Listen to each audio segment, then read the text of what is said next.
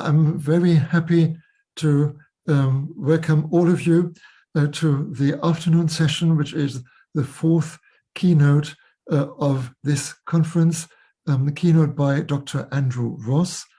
And I would like to present him quickly, and then the stage will be his, so to speak. Just before our panel discussion in 1 hour's time, we will enjoy the keynote speech by Dr. Andrew Ross. Andrew Ross is the director of the Language Center of Harvard University and the Deputy Director for Education and Support Services in the Faculty of Arts and Sciences. He is currently the president of the International Association for Language Learning Technology, and as of 2022, he will be the executive director of the Consortium for Language Teaching and Learning, an organization comprised of Ivy League and peer institutions. Andrew Ross holds a PhD in French. Before joining Harvard University, he worked as the director of language centers and laboratories at the University of Richmond, Brown University, and Arizona State University. The topic of his keynote today is Beyond Classroom Borders to Network Communities of Practice, L2 Instruction in the Pandemic and its Aftermath. And he will give us an outlook of what we might expect in the near and not so near future, hoping, if I may add that we can soon talk about the aftermath of the pandemic, which means that the pandemic would be over. Dr. Ross, the screen is yours, and I'm unsharing mine so that you can share yours. Can everybody see my screen at this point? Yes, no problem about that. It's perfect. Lovely. Thank you so much.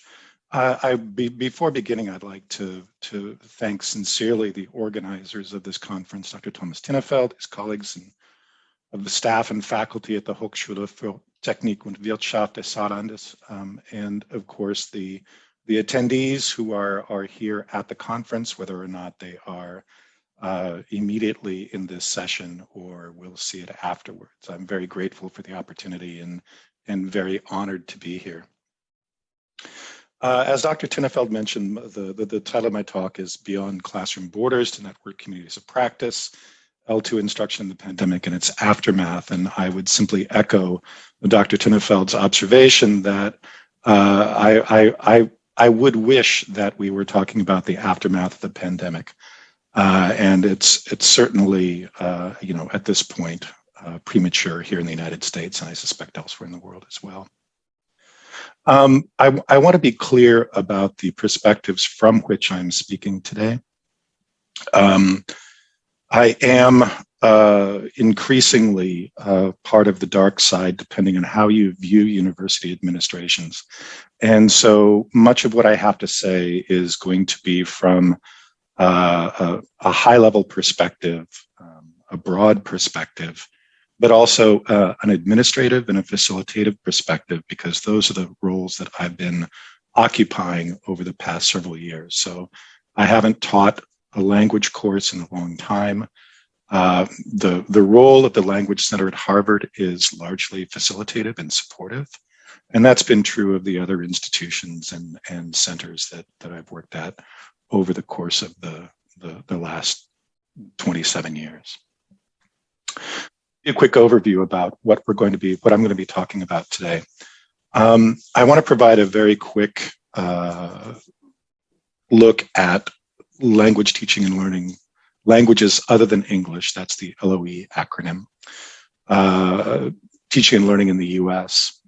I'm going to talk a little bit about ways in which in pre-COVID, institutions reacted to pressures on them regarding the viability of language instruction, the ways in which it's delivered, the outcomes. I'm going to talk a little bit about COVID as an inflection point and specifically speak to Harvard's experience, which should probably not be taken as a standard set of reactions to COVID, but nonetheless, I think they're interesting lessons to be learned from the way that we dealt with this particular crisis. I'm going to talk a little bit about how changes in practice at Harvard post-COVID are influencing both the direction of language instruction here on campus, but also the modalities that faculty members and students are choosing to use and indeed have come to expect post-crisis. And then finally, I want to talk about ways in which collaborative networks of language centers, of faculty, institutions, and of supra-institutional partners can facilitate crossing borders and working beyond not only institutions, but into consortia of institutions and also into sort of international collaborations. So just very briefly, every 4 years, the Modern Language Association, the Association of Departments of Foreign Language in the US, which is sort of the clearinghouse for this kind of information, releases a report on language enrollments, and they've done so since about the 1960s. So highlights is, of course, in quotation marks here because I do irony at home. This last report that was released in 2016 showed a decline of enrollments in languages other than English of 15% over a period of slightly over 4 years. To put that in context, enrollments in languages other than English per 100 students dropped from 17 in 1965 to 7 in 2016. The crisis is in fact more serious than just a drop in the numbers of students who are participating in language instruction in the US. And I should say that drop is proportional, right? One would expect to see an increase at a pace with the increase in general enrollments in post-secondary institutions in the US, but that doesn't seem to have been the case at all for languages. Language programs themselves are closing. So departments and programs that were the reported enrollments at all were down by 651 over the same period. So somewhere along the way, 651 language programs across all different kinds of languages ceased to report, and in many cases, they've simply closed. We're also not preparing faculty and secondary teachers to teach languages. Graduate language enrollments are down by 16%, and advanced language study in the US over that period was down around 20%, around 20% of all enrollments. This chart gives you an idea since 1965 of how university enrollments, which are the gray bars, correspond to language enrollments, which are the yellow bars. So you can see it's essentially flatlined since 1965. In 2016, we had about 1.4 million students across the United States who were enrolled in language courses.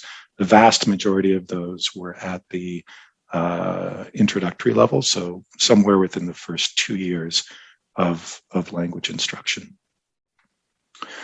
The MLA and ADFL recently came out with data, which is not yet published. So I'm sharing this with you with the kind permission of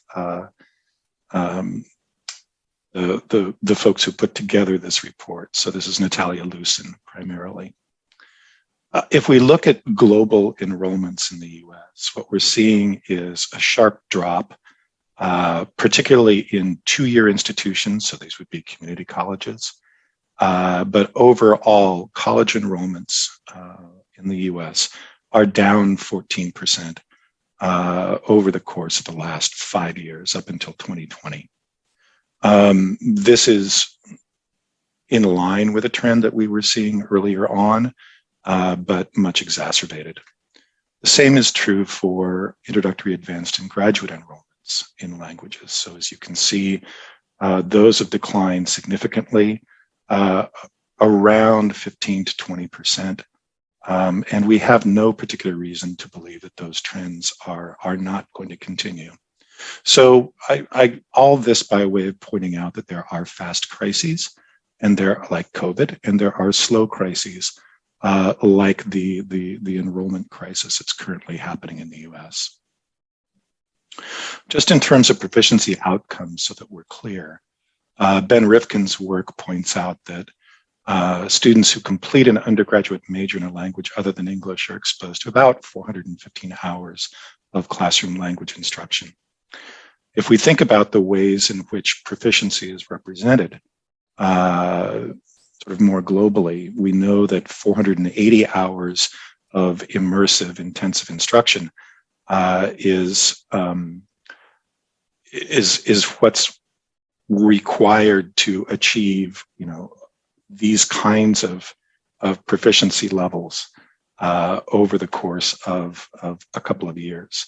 And so what I would simply point out is that even our language majors aren't reaching levels of proficiency that will allow them to function very well, or indeed move on to teach the languages. But there have been a number of solutions to these kinds of instructional and enrollment pressures pre-COVID. So from an administrator's standpoint, one of the things that American universities are looking at seriously are the notions of scalability, and they're doing cost analyses to see exactly how much it costs us to produce a student who is capable of functioning in the target language. So a lot of that going on. There's also the notion of curriculum creep. And this is a term that I've kind of coined to express the idea that we have a number of majors and minors, so these would be courses of study in the European context, which are simply too closed, too full, too tightly structured to allow for language instruction. So what we're seeing in the US is a move towards extensive use of asynchronous technologies. So these are our learning management systems, discussion platforms. There's a strong reliance on publisher-produced materials, which are billed as comprehensive packages, a reduction in classroom hours and contact hours in order to make languages more doable. And concomitantly, we're seeing a variable focus on communicative activities and oral production. We're also seeing an increase in languages for special purposes. These are language courses that are tailored as supports for primarily STEM, science, technology, engineering, and math fields. And we're also seeing alternatives to language scheduling by which contact hours are truncated or reduced. So moving from 5 days a week of language instruction down to 3, perhaps 2, with increased asynchronous and online components to the class. Arizona State University is one of these institutions that has moved towards sort of a mass approach to language instruction. And one of their campuses is ASU Online. It's focused on mainstream languages. It's highly asynchronous. There are about 35,000 students enrolled at ASU Online. Across the other campuses, the number is something like 104,000 total. So the model that was adopted is a highly asynchronous model with a compressed schedule, and I'll talk about that just a little bit. So in terms of online design for ASU Online, the first thing to know is that the schedule for these classes is a 7.5-week period. There are, within that period, 4 opportunities for synchronous activities involving oral production and comprehension checks. So that little red bar that sort of indicates what the proportion of synchronous activity should probably be smaller. And then you'll notice over on the right-hand side, all of the activities that take place within an asynchronous environment. And what we were finding when we were looking at the time spent on this kind of thing is that students were being asked to spend upwards of 18 hours a week on a single class.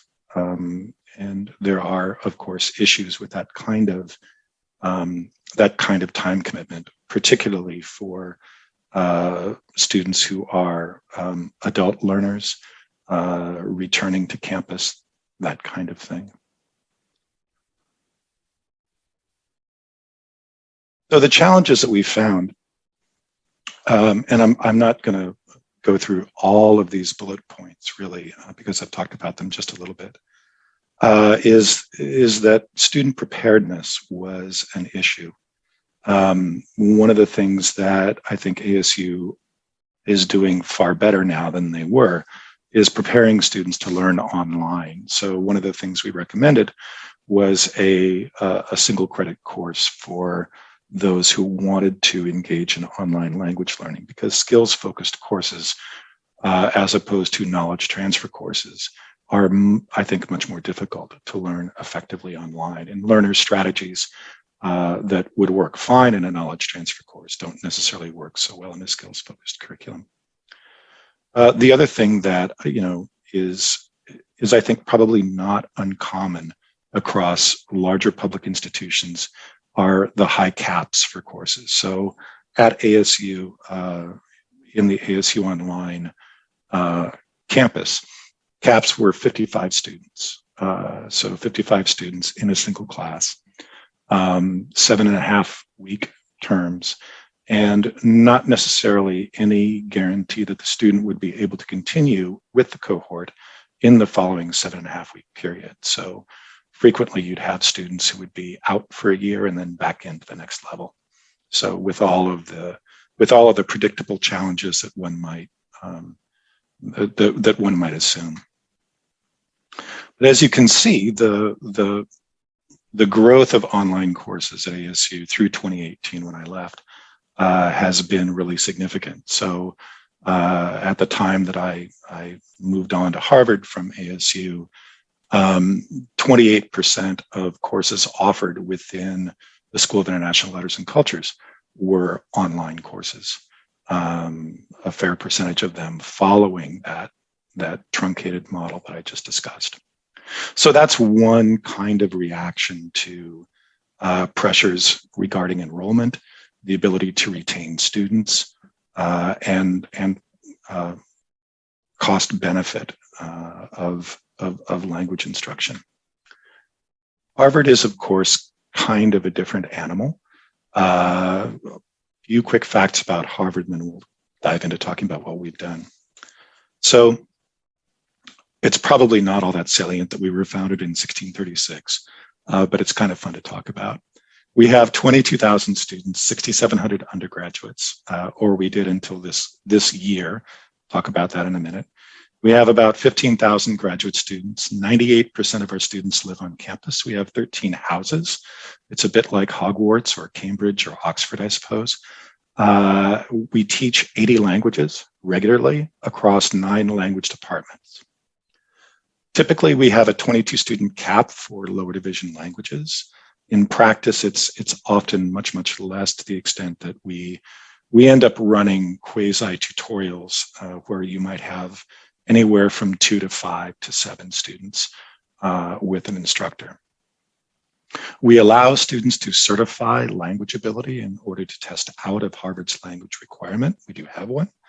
And we're also open to courses by petition. So if there is a legitimate academic reason for a student to learn a language that is not taught at Harvard, and they make a successful proposal, we will hire personnel and set up a program for them to learn that language for their academic purposes. So a little bit about Harvard's COVID inflection point. So as you can well imagine, prior to COVID, the emphasis was on face-to-face, very high-touch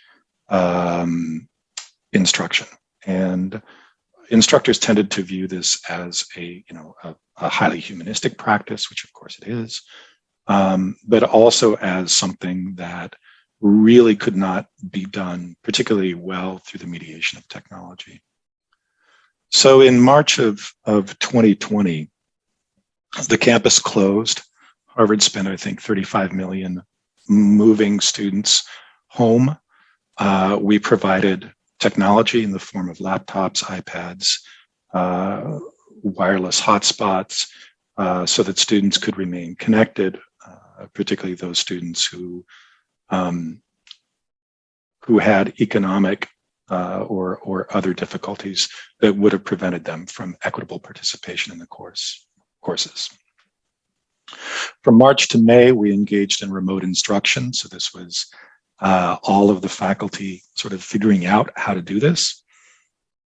In summer of 2020, all of our instruction was online, and there were mandatory training sessions for faculty. I think this is the first time Harvard has mandated anything for faculty, but they all went through training for and workshops for online instruction that the Language Center helped to organize and deliver. It wasn't, however, until August of 2020 that an instructional mode was established for fall. So that's a month before school begins. We learned that we were going to be out completely. In fall of 2020 and spring of 2021, all instruction was online. Faculty and staff were not allowed to return to campus. There was expanded use of some tools. I'll talk about that in a minute. We reduced caps down to 15 for online courses, and we assigned online teaching fellows to ride along, particularly with classes that had, higher enrollments or multiple sections. So the strategies that emerged from Harvard's move to online were really twofold, depending on the enrollment size of the class. So we found that a lot of our instructors, so those teaching in African languages, so Twi, Zulu, Chichewa, and smaller enrollment languages, things like Western Armenian, tended to use Zoom as a face-to-face teaching mode, in which they would set up whiteboards. There was some use of asynchronous activities. They, of course, ended up using their own materials, transferring a lot of that stuff to Canvas, which had not previously been practiced. We found that a lot of instructors were using handwriting and having students upload images of their handwriting as assignments, which I thought was rather clever. Our large enrollment classes tended to use Canvas, which is our learning management system, as a primary locus of material and interaction. And what we found was that they tended to adopt a blended hybrid mode. And this is something that has salience beyond COVID. It's a modality that a lot of language faculty are moving toward, in which there's a significant asynchronous component, but activities and learning within that asynchronous component wash back into the classroom, kind of in the same way that Diana Laurillard frames the conversational framework, right? And finally, we had a number of faculty members develop OERs, so open educational resources. In this case, these are owned educational resources, and they're not circulated outside of Harvard, and developed a series of unbooks. So using the learning management system platform as an alternative to the publisher-produced materials that were proving to be less effective and had been proving to be less effective prior to COVID. Just a very quick chart gives you an idea of the use of Canvas over the course of the last several years, and you can see the spike on the right side for both assignments and discussion topics. The interesting part is that we had a number of students defer their arrival on campus. So that blue line is the number of individual students. That's dropped, but all of this is, essentially higher than it was at any other time. So online design at Harvard looks significantly different than it did at Arizona State University. So there's much more synchronous activity going on. Presentation of new material happens in a synchronous environment. Comprehension checks, communicative activities, all of that happens synchronously. And I should say that these courses are 15 weeks. They're typically 4 days a week, sometimes 3 days a week, but still there's a significant asynchronous component that goes on. As we were training faculty to teach online, we really had to tease out the fact that one has to be far more explicit about process, about expectation, checks on whether or not the student can navigate the site and perform the work than had been the case prior. So much of that is implicit in face-to-face instruction. It's modeled by the faculty member. Comprehension checks or redirects or further information can be delivered much more easily. Another decision that we made was to limit the number of tools available to faculty for use.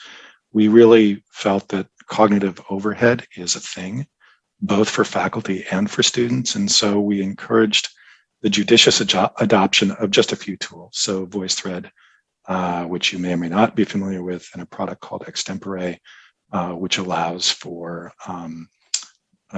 question and response oral practice.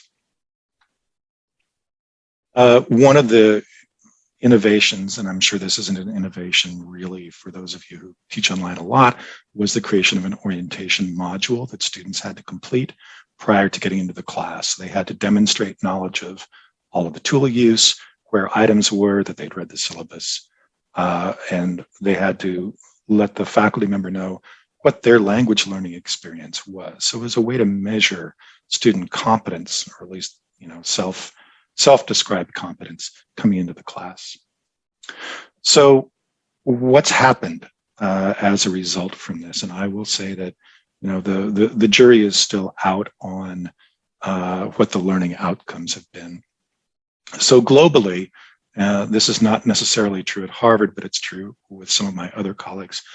We're finding that there are some issues with the retention of material learned online in COVID. Continuing cohorts are lagging newly placed language students. But here at Harvard, we're finding really no significant deficits in student performance. And indeed, rather than the decline that we were expecting, we've seen enrollments in languages climb overall by about 10 to 15%. And all language programs in some measure or another have opted to include blended hybrid practices. So Harvard has changed post-COVID in that we've seen a bulge enrollment. We're currently experiencing the largest class that we've seen since 1948. Hybrid instruction, interestingly, was prescribed by the dean's office. However, it is Harvard and everybody gets a unicorn. So we're finding that we are indeed supporting broadly across the institution hybrid instruction of varying kinds. And to the extent that we are investing some $5 to $6 million short term in developing hybrid spaces, specifically for flexible teaching meetings and other kinds of events. I'm going to skip through this because I want to make sure that I'm giving us enough time for questions. I think I've got about 10 minutes left. So I hope that gives you an idea of sort of how Harvard reacted. I know that it's very sort of hand-wavy at this point, but I think the concrete results in terms of learning outcomes are still to be determined. So we've been back on campus since August. It's now the end of October. We're just finishing up midterms. So it's yet to be seen in a systematic way how students are thriving or not thriving in this face-to-face / hybrid environment. But Harvard has and continues to pursue collaborations outside of its own borders. And I'm going to move here from sort of the local to the more global. We have for a long time now been collaborating with the Observatorio del Instituto Cervantes, which is in Cambridge and is tasked with sort of surveying the landscape for Spanish instruction across the US, which is a huge order of business. We have developed along with them open educational resources for Spanish, with an emphasis on themes of cultural erasure in art. We have a colleague in our Romance Languages and Literatures program, Dr. Maria Luisa Parra, who works extensively on community-based language learning. And so these are Harvard students who are out working in the community at nonprofits and other community organizations, using their Spanish to explore what it means to be Hispanic in and around Boston. In terms of publications, we're involved with a project called Italian News Clicks, which is a website featuring fresh Italian news with accompanying activities and glosses. And perhaps most interestingly for me, because I'm kind of a technology geek, is a project exploring virtual reality and augmented reality in conjunction with MIT. And I'll talk about that for just a second. So there is a project that was completed a few years ago now called La République. And this is a VR immersion project with recorded 360-degree video, the intention being to place students in situations in France, in Paris, around the Place de la République that they would not normally be in. So it could be a house party that they would never be invited to, or it could be a visit to a venue that they would never get into on their own, that kind of thing. Harvard's Viz Lab, the visualization lab, has been instrumental in doing this. And so this is one way that Harvard is moving beyond borders. And so lest I leave you with the impression that this is really all about the Eiffel Tower, my colleague Nicole Mills, who is pictured to the right, had developed a set of activities during the Gilets jaunes protests in Paris, where we were immersing students in recordings, 360-degree recordings of the demonstrations, and then bringing them back out to be able to talk with participants who had been at those protests and to understand what the demands of the protesters were, what their impressions were, what the movement was all about. All of this done through synchronized VR experiences within a theater. So this is one means of simulating travel beyond borders, but that last piece in which our students are engaging with the real world and people who live in other countries means that it really does transcend those kinds of national and cultural boundaries. Another project that I want to talk about that I should be very clear is not my project, but I think has a lot of interest for this kind of thing, is the Shared Course Initiative, which is focused on less commonly taught languages, or LICTLs, and whose initial partners are Yale, Columbia, and Cornell. So these are synchronous lower division language courses that are shared among campuses. So, and they are involving languages that would almost never be taught at all institutions. So, for example, if I'm at Cornell and I want to learn Burmese, I can sit in on and fully participate in a class being held at Columbia. The same would be true for Sinhala or modern colloquial Tibetan, that kind of thing. These are all for local credit. There is no tuition exchange. There's no funding exchanged between the institutions. And the setup for this is, it's technically relatively simple, especially with the products and platforms that have come out in the context of COVID. So here you can see a practice session. There's a camera that follows the instructor along the room. You can see the remote participants in the class. It's and the outcomes that they've found, the learning outcomes for remote and presential students seem to be roughly on par. So this is another interesting way to think about extending beyond borders, beyond institutional borders, the teaching and learning of some languages. Obviously not fabulous for classes in which there are a large number of participants. So at Harvard, we've also come to the determination that we have to provide more opportunities for self-access learning and for language learning that occurs outside of the classroom. So in the context of COVID, we developed the Harvard Language Exchange. This is a platform that's open to the Harvard community. We started it in spring 2021. And it's really a way for people who speak a language and want to exchange against another language within the Harvard community to find each other and to set up these kinds of language exchanges or tandems. I'm pleased to let you know that we have about 900 participants since spring, around March, and that these include faculty, staff, students, partners, faculty partners, and also alumni. So we wanted to extend this opportunity not only beyond the borders of the classroom, but also beyond those borders that typically separate constituencies at the university. We have a large number of staff who speak Haitian Creole. We have large numbers of international alumni. How can we put students in touch with those different groups in order to exchange shared experiences and to learn languages?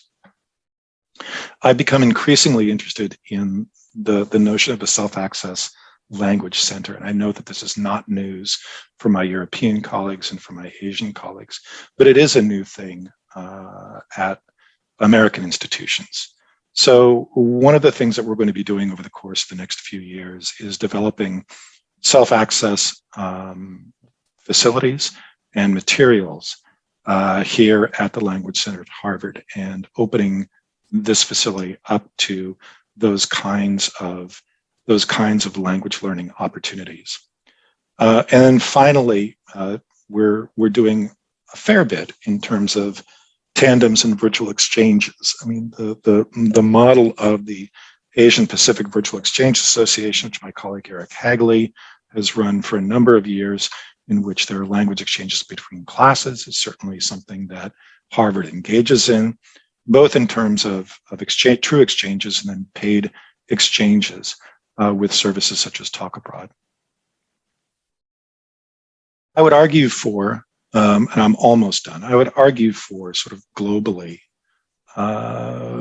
creating more networks of language centers. And while it's true that we differ significantly in our operational model. So I run a support center. Many of you either run or are affiliated with language centers that offer classes and indeed programs. I think there's a great deal of opportunity now that we understand that we can teach and learn languages with a significant asynchronous component. We're all far more familiar with the affordances of Zoom than we might care to be. And that this can extend to shared professional development opportunities, as we're doing with our colleagues down the street at MIT. The Language Center at American institutions, and there's typically one at a number of, but not all, American universities, really needs to, and in most cases does, serve as a locus for projects that may involve interinstitutional collaboration. And in all cases, it should serve as a broker. So if we can't provide a service, we need to connect faculty and students with those in the organization or outside the organization who can support the kinds of activities, such as VR, that they're interested in engaging in.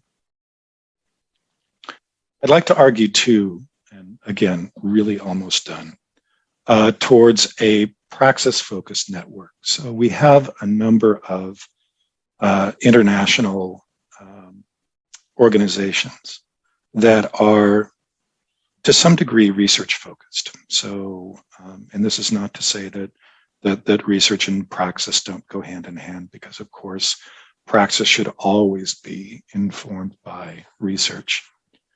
But I think one of the things that IELT, and I should clarify that I am, as of June, the past president of IELT, and the current president is Angelika Kramer from Cornell University, who's a native German speaker, by the way. IELT is very interested in creating networks of practitioners and groups of practitioners. And I think that's something that globally we need to work on, so that we're sharing not only cutting edge research on second language acquisition, teaching and learning, but also best practices, tools, affordances, techniques that we and our colleagues around the world can leverage in different ways. So those of you that are representing other institutional or supra-institutional groups, such as JLED or AsiaCall, we just recently inked an agreement with Arbeitskreis der Sprachenzentrum in Germany. I think IELT is very interested in developing further relations with global and local groups that are working on these kinds of things. So a few concluding thoughts, and I think I'm actually going to slide in under time, which is great. I think the most obvious assertion that I can make is that COVID has forced an historic reevaluation of how we teach and learn languages. There's no question that Harvard has reached a hinge moment, a watershed moment, whichever cliche I think you prefer to use in this instance. But language instruction at Harvard is never going to be the same as it was prior to COVID. It simply won't be. Faculty members have adopted a blended hybrid model of instruction wholeheartedly. They understand now better than ever what the affordances are of the technologies that support these kinds of interactions, and they're eager to incorporate them thoughtfully into the curriculum. I would say, too, that this is not our only crisis, right? I alluded to the enrollment crisis early on, but this is not going to be our only pandemic. It's not going to be the only moment where we're going to have to pivot. And so adaptive modalities and a clear understanding of adaptive modalities for language instruction is crucial, but even more crucial, perhaps, is the development of standards for online language instruction, which don't, to my knowledge, currently exist. There are more sorts of global rubrics and best practices for online instruction. But as I mentioned earlier, what we are engaged in is skills focused rather than knowledge transfer. And the need to develop frameworks of best practices, I think, is crucial. Finally, robust alternatives to classroom-based instruction are essential. We've found in COVID that students are opting to learn languages in as many different ways as they can, to the extent that this is something that they're interested in doing. So we've had students who decided to create a learning program for Aramaic because that was their particular interest. We're getting a lot of interest in developing materials for indigenous languages in the US. So, these aren't classroom-based, and they're not going to be. But we in the business and as administrators and as language center directors need to be providing these alternatives. And I think that our European and Asian colleagues, African colleagues, are far ahead of the US in this particular area.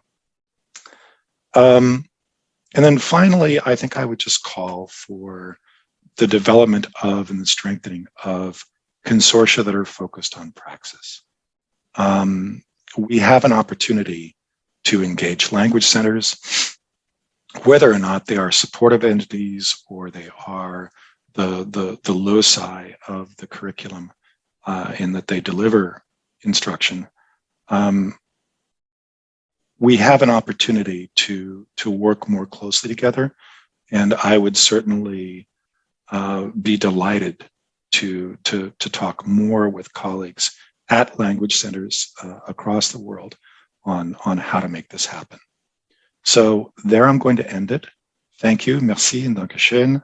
I'm very grateful for your kind attention. Thank you. Dr. Ross, Andrew, if I may, we are grateful. Actually, we are grateful for having you here, and I do thank you very much on behalf of all our audience for this very informative and a highly instructional and inspirational talk, actually, the fourth keynote of our conference. And I'm handing over to those among us who might have questions. There's no written question yet, but there might be oral ones.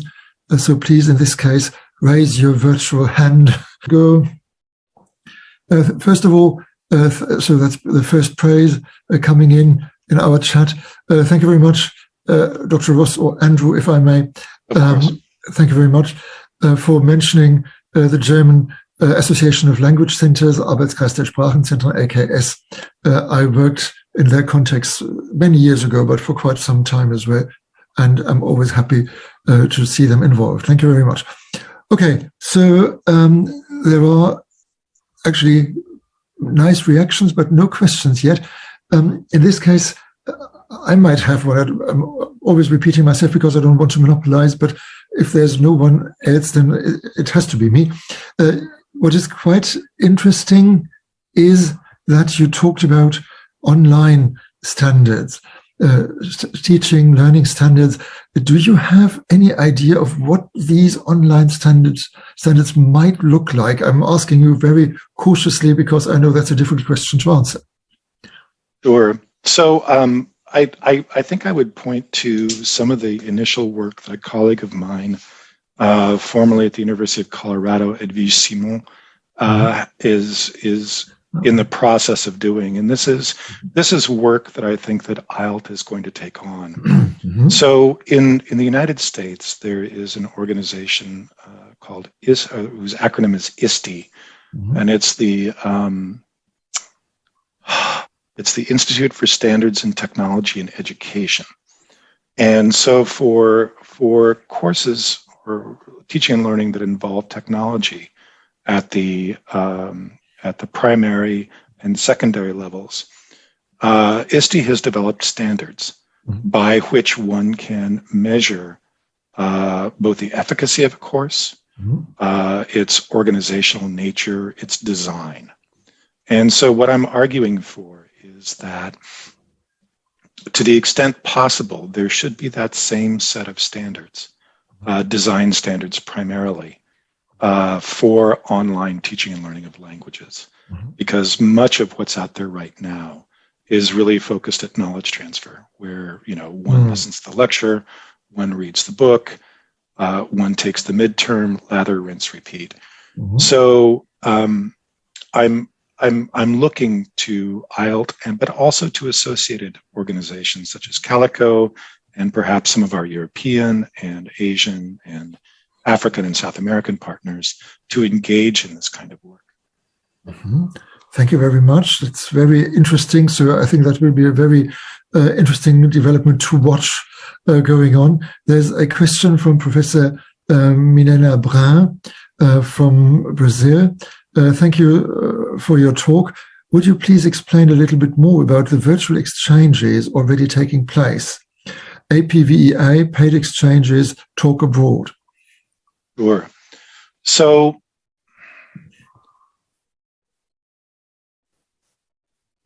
Harvard, on a small scale, has been involved with virtual exchanges with other institutions, most notably UNESP in Sao Paulo, which has been the focus of a research project of one of my former colleagues and her Brazilian counterparts, in which students essentially exchanged half an hour of Brazilian Portuguese against half an hour of English. There are other pockets of the institution where this is going on, but I would say that it is not going on across all languages. In some cases, it can be really difficult to find speakers to do this. So, for example, I could not imagine trying to do this in Western Armenian or finding somebody in Uyghur who could actually provide this kind of interlocution. And part of that is what the language exchange is designed to foster, right? So we have colleagues and students who are using the language exchange as a means to find local speakers of languages that would not otherwise be available to them for these kinds of activities. I will say that the language exchange is lightweight right now in terms of its organization. We're going to be putting in place some scaffolding material, strategies for communication, topics for discussion, rules of the road, that kind of thing. And then finally, with respect to Talk Abroad is a paid service, and it has the advantage, if one can call it an advantage, of there not needing to be any reciprocity besides money. So it's not a question of finding a topic that your interlocutor at Talk Abroad would like to talk about or would like to learn about. It's simply a service that's provided to faculty and students in French, German, Italian, Spanish.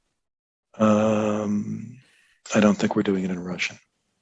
Does that respond to the question?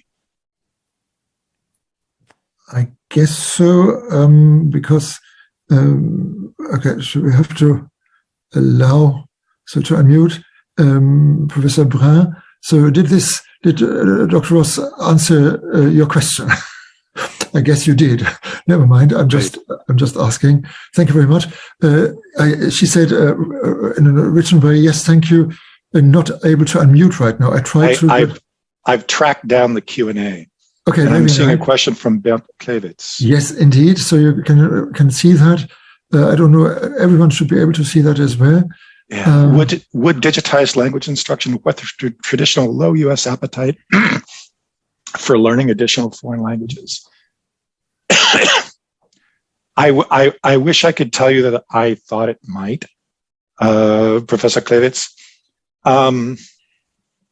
One of the things that I did not go into quite deliberately in this talk was the political and social context for languages other than English in the US, right?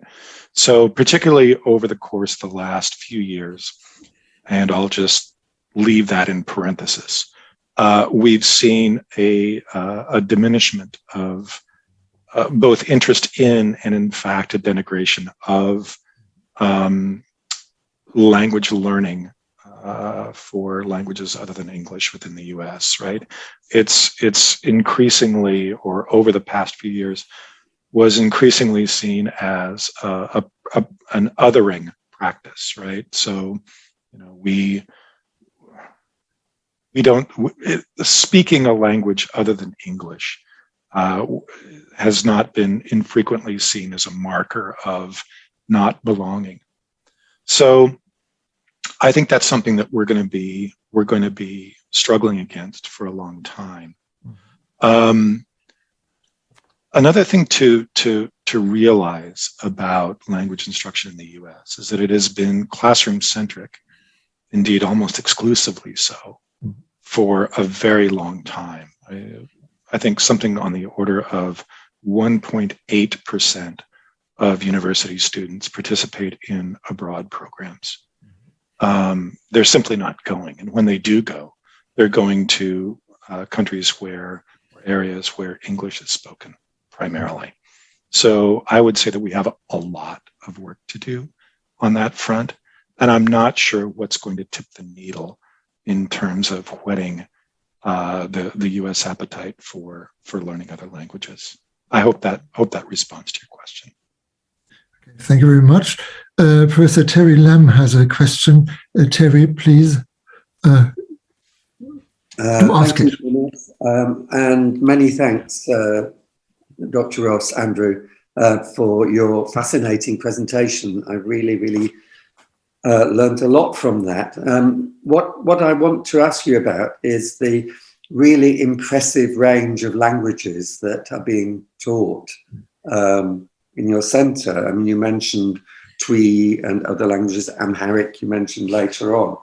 And what I'm interested in is who is learning who's learning those languages, and why, and also are they accredited in some way? You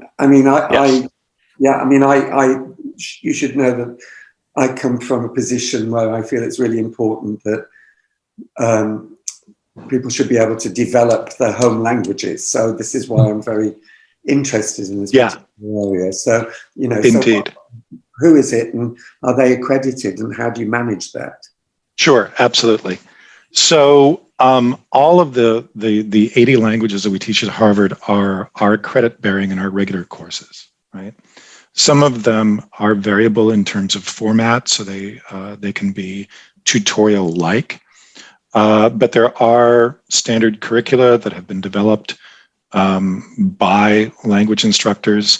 We have directors of language programs for each of these particular areas, and these folks are trained language researchers and pedagogues who help develop the curriculum. Mm-hmm. As to the question of who is taking these languages, it's absolutely true that for the nearly never taughts, there is almost always what we would refer to as a heritage motivation for learning these particular languages. It's unlikely you're going to get somebody who is taking Western Armenian just because it sounded interesting, right? So there's some familial or associative background that motivates them to do this. The African Languages program at Harvard houses anywhere between 16 to 18 languages, depending on the semester. And again, those are peopled by or attended by either students whose families are in diaspora, or they're going to be engaging in studies or travel or research in those particular countries. One of the areas that Harvard struggles with is the teaching of indigenous languages.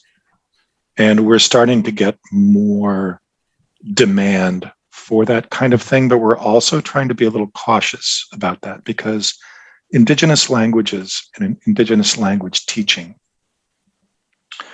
where we're talking about Native American languages primarily, are very much and should very much be purview of and in the control of the populations to which they belong. So we're very conscious of providing something that doesn't necessarily belong to us in a way. I don't know if that makes sense. Does that answer your question, Professor Lamb? Thank you. Thanks very much. Yeah, I'm interested because I'm running a workshop next week for languages staff in my university. A range of languages, and not so many as you, but how we get them talking to one another as well across the languages, so that there is some element of comparability across. Sure. So one of the things that we've done with that is we've broken out professional development opportunities by area of interest or outcomes. So working with Realia, for example, or virtual exchange, or creating open or owned educational resources. So we had a series of workshops over the course of COVID where we invited people in who had been working on exactly these issues, and invited people from across the languages to come in and learn how these materials had been developed so that they could turn around and do it themselves. So it's commonality of structure, commonality of topic area without resorting to division by language, because we'd never get past that around here. Yeah. Thank you very much. That's really helpful. Thanks.